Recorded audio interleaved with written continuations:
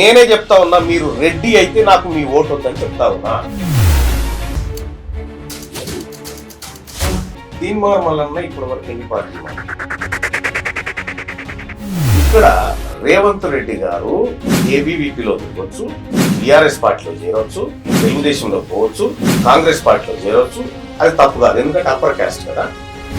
తీన్మార్ మల్లన్న ఏ పార్టీలో సభ్యత్వం తీసుకున్నా చూపించడం. నగ్నత్వానికి పారదర్శకత అంటాం. ఓకే, ఈ రెండింటికైతే తేడా తెలుసు అని నేను అనుకుంటున్నాను. సో అక్కడ నేను పార్టీ నిర్ణయాన్ని కాకుండా ప్రభుత్వం చేసిన చర్యను వ్యతిరేకించడం జరిగింది. నేనేంటంటే అక్కడే అంతర్గతంగా చర్చించుకొని ఏం జరిగిందో మీరు చర్చలు జరపలేదా? చర్చలు జరపలేదు మల్లన్న అని స్టేట్మెంట్. మీకు రావాల్సినటువంటి వాటా ఇస్తామని రాహుల్ గాంధీ గారు చెప్పడంతో నేను కాంగ్రెస్ పార్టీలో చేరాను. ఇది ఒక్కటే ప్రధాన అంశం. రాహుల్ గాంధీని వ్యతిరేకించి ఈ పని చేశారంటారా? నిజంగా 100%. ఎందుకంటే అంటే మీ టార్గెట్ ఏంటంటే ఏమైందంటే బీసీలకి ఇన్ని సంవత్సరాల నుంచి అన్యాయం జరిగిందని సడన్గా 2014 నుంచి తీన్మార్ మల్లన్న గారు కష్టపడి ఈ రోజున ఒక ఎమ్మెల్సీ సీట్లో కూర్చున్నారంటే ఏంది రాజకీయం కోసమైనా, లేకపోతే బీసీలకు బాగు చేద్దామనా, లేకపోతే మీరు అనుకున్న హెల్త్ కొన్ని ఏవైతే సబ్జెక్టులు ఉన్నాయో దానికోసం అసలు ఏం చేద్దాం అనుకో క్లారిటీ.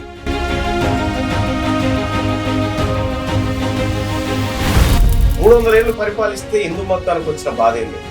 ఓ 300 ఏళ్ళు క్రిస్టియన్లు పరిపాలించారు, ఎవరు? ఇంగ్లాండ్ వాళ్ళు. అప్పుడు ఏం బాధ లేదు. ఇప్పుడు హిందువులే పరిపాలిస్తారు, హిందూ మతానికి ప్రమాదం ఉందండి. ఈ పొలిటికల్ ఈ రాజకీయ అవసరాలు తీర్చుకోవడం కాకపోతే ఇంకొకటి ఏంది? ఇప్పుడు అంటే మీ ఎజెండా ముఖ్యమంత్రి కావాలనా, అసలు లేకపోతే కొత్త పార్టీ పెట్టాలనా, అది కూడా ప్రజలకు స్టేట్మెంట్ ఇస్తే క్లియర్గా ఉంటుందని అనుకుంటున్నాను. నేనే చెప్తా ఉన్నా, మీరు రెడ్డి అయితే నాకు మీ ఓటు వద్దని చెప్తా ఉన్నా. మీరే మీ మాటతో నేను ఏకీభవిస్తున్నాను. నమస్తే, welcome to BRK the common man talk show. ఈరోజు మనతో పాటు ఒక విశిష్టమైనటువంటి వ్యక్తి ఉన్నారు. అంటే మీ అందరికి కూడా సుపరిచితమే, పెద్దగా ఇంట్రడక్షన్ అయితే అవసరం లేదు. బీసీ ఉద్యమం అంటూ తన నినాదాన్ని అయితే ఎత్తుకున్నారు. కాంగ్రెస్ పార్టీ నుంచి అయితే ఆయన రిజైన్ చేయలేదు. కాంగ్రెస్ పార్టీ ఈ బీసీ ఉద్యమం వల్లనే ఆయన సస్పెండ్ చేసింది అంటున్నారు.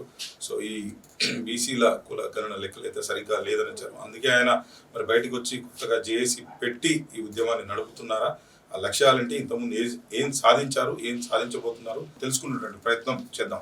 నమస్తే అండి. నమస్తే. యా, అంటే మీకైతే నగ్నత్వానికి పారదర్శకత అంటాం. ఓకే, ఈ రెండింటికైతే తేడా తెలుసు అని నేను అనుకుంటున్నాను.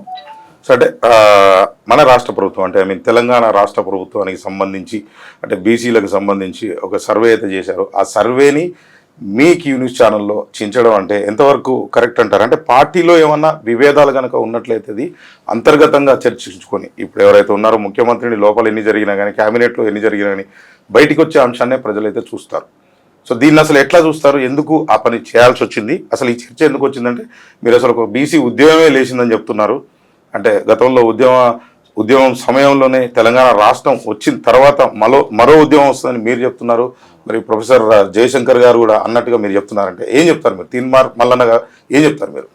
ఫస్ట్ ఆఫ్ ఆల్, కాగితాన్ని చింపడం అనేది పార్టీలో అంతర్గతంగా మాట్లాడుకోవచ్చు కదా అనేటువంటి మీ మాట, అది పార్టీ నిర్ణయం కాదు. అది పార్టీ పత్రం కాదు. నేను చెప్పింది పార్టీ మేనిఫెస్టో కాదు, పార్టీ ఆదేశాల పత్రం కాదు. ఒక ప్రభుత్వం చేసినటువంటి ఒక సర్వే, అందులో ఉన్నటువంటి లోపాలను ఎత్తి చూపుతూ అది తప్పుల తడకగా భావించి ధృవీకరించి చింపడం జరిగింది. ఫస్ట్ ఆఫ్ ఆల్, అది ప్రభుత్వం చేసినటువంటి నిర్ణయం, పార్టీకి సంబంధం. పార్టీ కరెక్ట్ లైన్లో సర్వే చేసింది.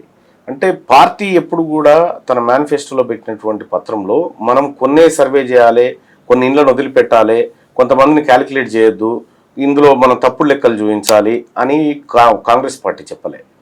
కానీ అది ఇంప్లిమెంట్ చేయాల్సినటువంటి పక్కా లెక్కల్ని తీయాల్సినటువంటి ప్రభుత్వం పార్టీ నిర్ణయాన్ని ధిక్కరించింది. సో అక్కడ నేను పార్టీ నిర్ణయాన్ని కాకుండా ప్రభుత్వం చేసిన చర్యను వ్యతిరేకించడం జరిగింది, ద్వారా చించడం జరిగింది. అంతే తప్పగానే ఇంకొకటి లేదు. ఇంటర్నల్ గా మాట్లాడుకోవడానికి నేను కంక్లూడ్ చేస్తాను. తప్పకుండా ఇంటర్నల్ గా మాట్లాడుకోవడానికి అది పార్టీ అంశం కాదు. ప్రభుత్వానికి ప్రజలకు మధ్య జరిగినటువంటి ప్రజాక్షేత్రంలో జరిగినటువంటి ఒక సర్వే. నువ్వు ఇంటింటికి పోయి ఓపెన్ గా సర్వే చేయొచ్చు, నేను ఓపెన్ గా మాట్లాడడం వల్ల వచ్చిన ఇబ్బంది ఏమీ లేదు. కాబట్టి ఇది ప్రభుత్వానికి ప్రజలకు సంబంధించినటువంటి అంశమే, పార్టీకి సంబంధించినటువంటి వ్యక్తి పరిస్థితుల్లో కాదు. ఆ కోణంలో చూడవద్దు. రైట్. నేనేమంటున్నానంటే దీంట్లో ఒక పదం వాడాను ఒకటి, క్యాబినెట్ అని. ఇప్పుడు ప్రభుత్వం వేరు కాదు, లేకపోతే ఈ పార్టీ కాంగ్రెస్ ప్రభుత్వం జనరల్గా అయితే రాష్ట్ర ప్రభుత్వం అని మాట్లాడాలా, సో ప్రజలు కామన్గా ఏం మీద కాంగ్రెస్ ప్రభుత్వం లేకపోతే టీడీపీ ప్రభుత్వం లేకపోతే టీఆర్ఎస్ బీఆర్ఎస్ ఏదో ఒకటి మాట్లాడుతూ ఉంటారు. నేనేంటంటే అక్కడే అంతర్గతంగా చర్చించుకొని ఏం జరిగిందో మీరు చర్చలు జరపలేదు మల్లన్న అని స్టేట్మెంట్. రైట్, అది తప్పుడు స్టేట్మెంటు. ఒకటేంటంటే నేను కాంగ్రెస్ పార్టీ ప్రభుత్వం మేనిఫెస్టోలో కులగణన చేస్తామని పెట్టడం, మీకు రావాల్సినటువంటి వాటా ఇస్తామని రాహుల్ గాంధీ గారు చెప్పడంతో నేను కాంగ్రెస్ పార్టీలో చేరాను. ఇది ఒక్కటే ప్రధాన అంశం. రైట్. సో కాంగ్రెస్ పార్టీ కులగణన చేయాలనుకున్నప్పుడు నేనే విస్తృతంగా ప్రచారం చేసి ప్రజలారా పాల్గొనండి, కుల సంఘాలన్నీ పాల్గొనండి, కాంగ్రెస్ పార్టీ కార్యకర్తల ఇమ్యూనిటీలకు హెల్ప్ చేయండి, విస్తృతంగా అందరూ పాల్గొనేలా చేయండి అని ప్రచారం చేసింది నేనే. వన్స్ ఆ డాటా బయటికి వచ్చిన తర్వాత, ఆ లెక్కలను పరిశీలించిన తర్వాత ఈ కాంగ్రెస్ పార్టీ నిర్ణయం కరెక్ట్ ఉన్నప్పటికీ దాన్ని ఇంప్లిమెంట్ చేసేటువంటి వ్యక్తులు కొద్దిగా ఇది అయిష్టతతో చేసినట్టు అనిపించింది. ఈ లెక్కలు తారుమారు కావడం ఇదంతా చూస్తూ ఉంటే వాళ్ళు ఈ సమగ్ర కుటుంబ సర్వే, కుల సర్వే ద్వారా అప్పర్ క్యాస్ట్ జనాభాను పెంచి చూపించాలనేటువంటి ఒక ప్రయత్నం చేసి సేమ్ టైము ఓబీసీలకు తర్వాత మైనారిటీలకు సంబంధించినటువంటి లెక్కలు తక్కువ చేసి చూపించాలనేటువంటి ప్రయత్నం చేశారు. సో ఇది ఏందనేది మొత్తం మా ఇంటలెక్చువల్స్ అందరం కూడా మేము విశ్లేషణ చేసినప్పుడు ఇది ఈడబ్ల్యూఎస్ రిజర్వేషన్ కాపాడుకోవడానికి వాళ్ళు వాడినటువంటి ఒక పాచికనే ఈ సమగ్ర కుల సర్వే అనేది మాకు అర్థమైంది. అందుకోసం దాన్ని వ్యతిరేకించారు. రైట్ సార్, నేను అనేది ఏంటంటే మీరు ఒకటి తప్పు అని చెప్పాలంటే మన దగ్గర 2 సర్వేలు ఉండాలి. ఒకటి మీరు ప్రైవేట్గానే చేసి ఉండాలా, లేదా థర్డ్ పార్టీ సంస్థ నుంచి చేసి ఉండాలా, లేదా ఏదైనా గుర్తింపబడినటువంటి సంస్థ ఇంకో సంస్థ నుంచి చేసి 2 పక్కన పెడితే ఇది తప్పు ఇది రైటు అని. అసలు ఎంతమంది ఉన్నారు ఏమున్నారు, ఇది తప్పు 40% ఉంది, 45% ఉంది, తక్కువగా 40 కంటే తక్కువగా చూపించాలనేటువంటి ప్రయత్నం వీళ్ళు చేశారు. ఇందులో మైనార్టీలను కూడా కలిపి ఇంకో రకంగా చేసేటువంటి ప్రయత్నం ఇట్లా చేస్తున్నారు, ఓట్ బ్యాంకింగ్ రాజకీయాలు చేస్తున్నారు. అంటే దీన్ని అసలు ఎట్లా చెప్పగలుగుతారు, మీరు ధృవీకరిస్తారు? ఒకటి థర్డ్ పార్టీ ఇంకెవరైనా సర్వే చేసి ఉండాలి, లేకపోతే ఇంకొక ఏజెన్సీ అన్న చేసి ఉండాలి, తద్వారా దాంతో ఇది కంపేర్ చేసినప్పుడు తప్పు అని చెప్పాలని చెప్పి థర్డ్ పార్టీ కూడా అక్కర్లేదు.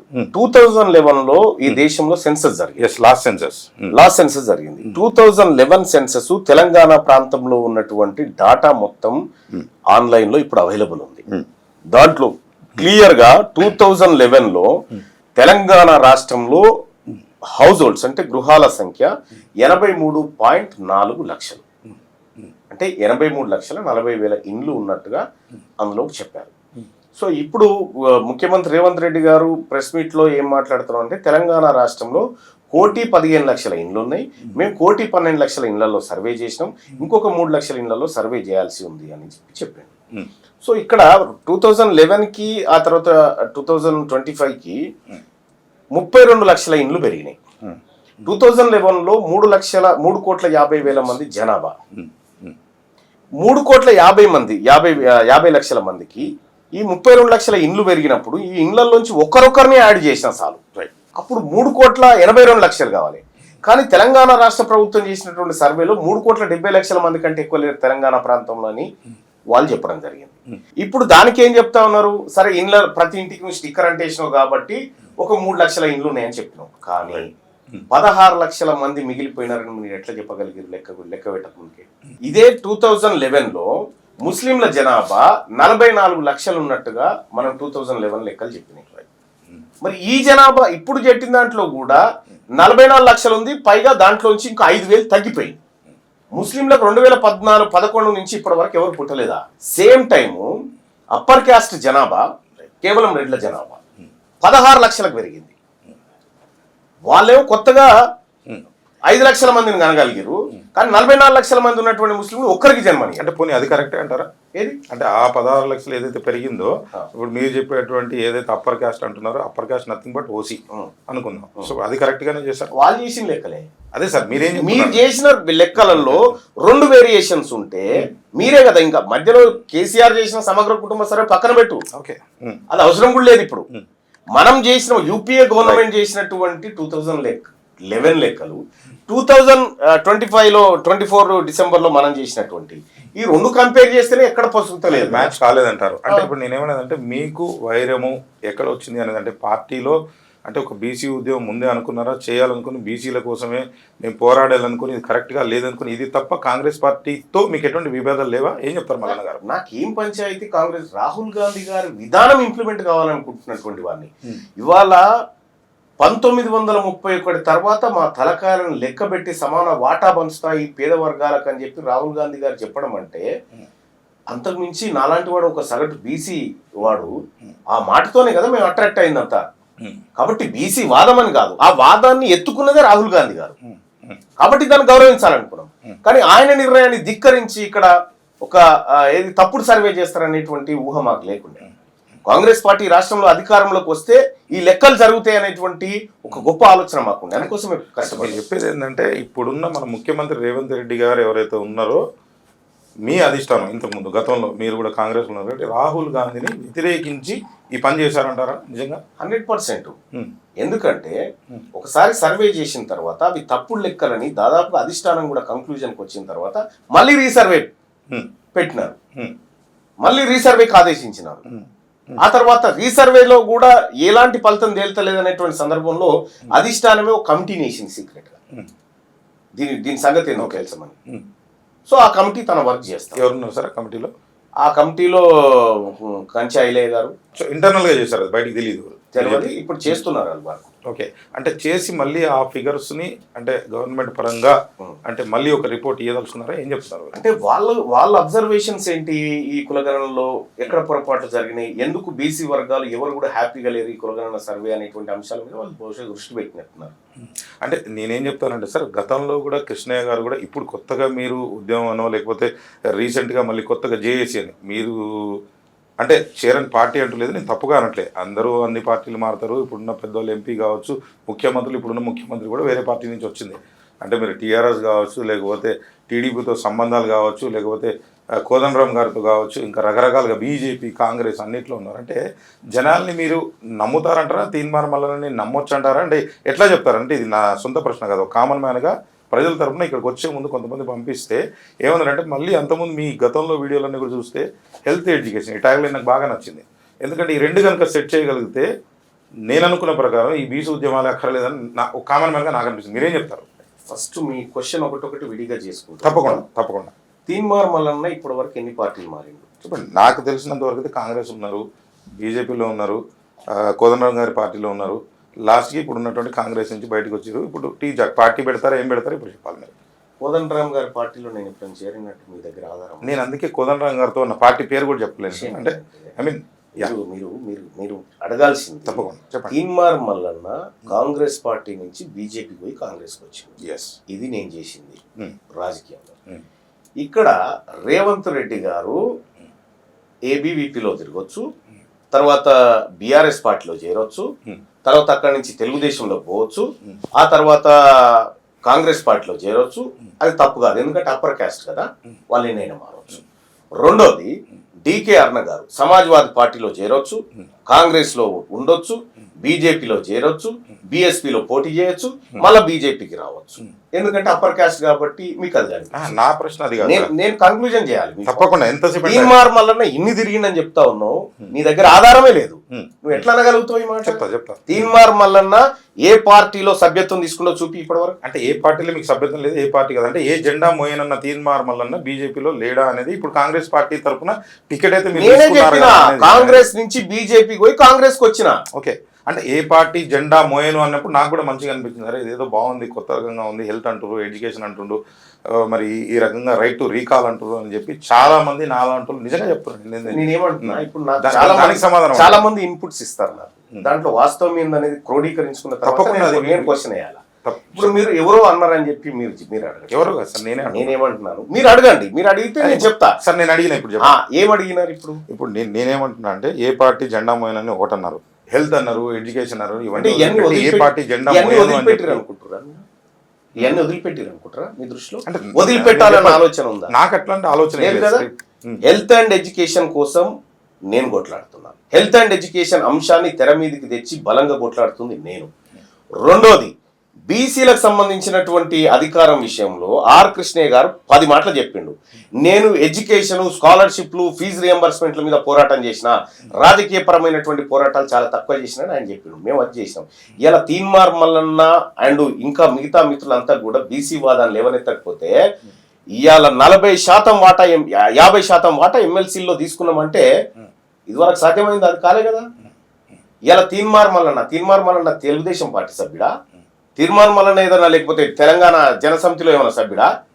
తీన్మార్ మల్లన్న తీసుకున్నది కాంగ్రెస్ పార్టీ నుంచి బీజేపీకి పోయి కాంగ్రెస్కి వచ్చిన వీళ్ళు గంటకో పార్టీ మారితేనేమో మీకు నయనానందంగా కనిపిస్తుంది. సార్ ఆయన ఏం చేసిన అడుగుతలే, మనం ఏం చేస్తున్నాం అని అడుగుతున్నా. నేను మనం చేసేదే చెప్తా ఉన్నా, కలుపుకుంటున్నా, మనం చేసేదే చెప్తా ఉన్నా. ఎందుకంటే నీవు ఇతరులు చేసినప్పుడు అది అది అది చూస్తలేవు ఎందుకు?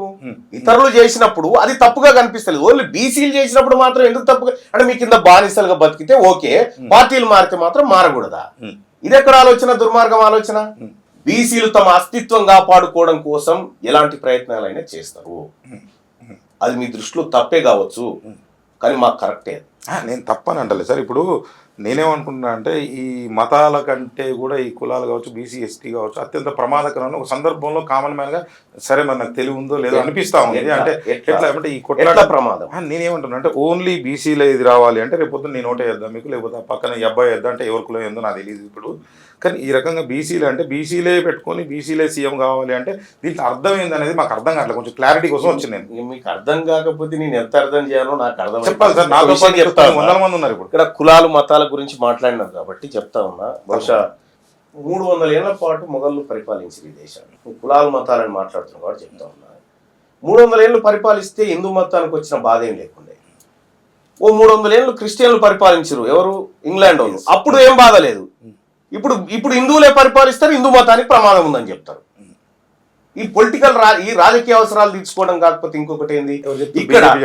ఇక్కడ నువ్వు కులాలు మతాలు అన్నావు కాబట్టి ఇక రెండోది, ఇక్కడ బీసీలు అధికారం అన్నప్పుడు ఇట్లా అడగడం ధర్మమేనా, మేము ఓటేయద్దా అంటే నేనే చెప్తా ఉన్నా మీరు రెడ్డి అయితే నాకు మీ ఓటు వద్దని చెప్తా ఉన్నా. నేనే చెప్తా ఉన్నా మా ఓటు వద్దు. ఇలా ఎవరి ఓట్లతో మీరు అధికారం చేసిరు ఇవాళ 70 సంవత్సరాల నుంచి? ఇక్కడ మా ఓట్లతో గద్దెనెక్కి మాకు అధికారం షేర్ చేయమంటే మీకెందుకంటారా? ఏంది ఇది? ఈ అహంకారం ఏంది? ఓట్లు ఎవరివి? 100కి 60% ఓట్లు మావి. 5% ఓట్లు లేని వాళ్ళు 60% మీద అధికారం చెలాయిస్తా ఉంటే మేము అధికారం కావాలన్నప్పుడు మేము శత్రువులమా? మేము కులాల మధ్య చిచ్చు పెడుతున్నామా? ఇలా 43 మంది రెడ్లు అసెంబ్లీలో కూర్చున్నారు కదా, ఏ కులం లేని ఎట్లా కూర్చున్నారు? మరి 13 మంది వెలమలు కూర్చున్నారు కదా, 2% 13 మంది వెలమలు కూర్చున్నారు కదా. మరి మీ ఇద్దరు కులాల దాదాపుగా 50 మంది పైచీలుకున్నారు ఏందని పోయి అడగవు?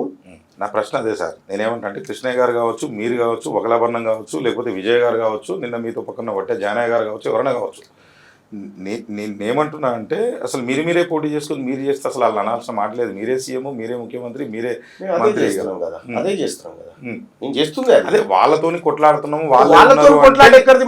వాళ్ళతో మీ ఓటే వద్దన్నాక కొట్లాట ఎక్కడిది? నీ ఓటు కావాలంటే కొట్లాట, నీ ఓటే వద్దు పని నిలబడతా ఉంటే ఇంకెక్కడ కొట్లాట వాళ్ళతోటి? అంటే మీ టార్గెట్ ఏంటంటే ఏమైందంటే బీసీలకి ఇన్ని సంవత్సరాల నుంచి అన్యాయం జరిగిందని సడన్గా 2014 నుంచి తీన్మార్ మల్లన్న గారు కష్టపడి ఈ రోజున ఒక ఎమ్మెల్సీ సీట్లో కూర్చున్నారంటే ఏంది? రాజకీయం కోసమైనా, లేకపోతే బీసీలకు బాగు చేద్దామనా, లేకపోతే మీరు అనుకున్న హెల్త్ కొన్ని ఏవైతే సబ్జెక్టులు ఉన్నాయో దానికోసం అసలు ఏం చేద్దాం అనుకున్నాం? క్లారిటీ. నేను ఒకటి బాయ్ సార్, నేను మిగతా పొలిటీషియన్స్ లాగా కాదు. అదే సార్ నా క్లారిటీ.